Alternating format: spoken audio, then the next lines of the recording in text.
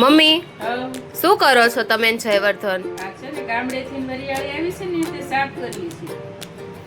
તો તારે તો ગરમી બહુ પડે છે કે નહીં? હા તો મેં કીધું વરિયાળી સાફ કરેલી હોય તો શરબત બનાવાય ને. તો લાવો ને હું અત્યારે જ શરબત બનાવી દઉં. તો આલ્યો બનાવી.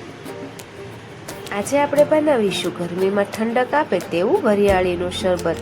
તો સૌથી પહેલા આપણે 1 વાટકો જેટલી વરિયાળી લઈ લઈશું. તે જ માપે આપણે 1 વાટકો જેટલી સાકર લઈ લઈશું. ત્યારબાદ આપણે 7 થી 8 મરીના દાણા અને 1 ચમચી જેટલું સંચળ પાવડર લઈ તેને મિક્સર જારમાં દળી લઈશું.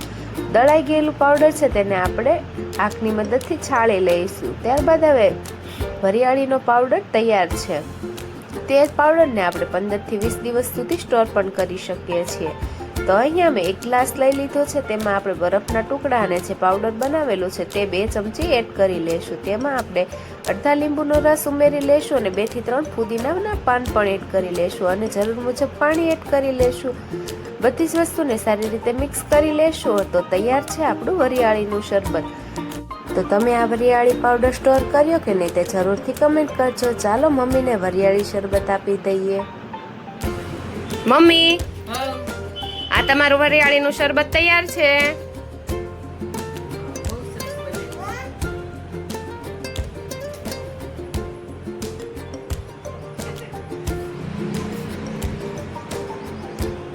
સરસ લાગે છે હો ભાઈ. Thank you.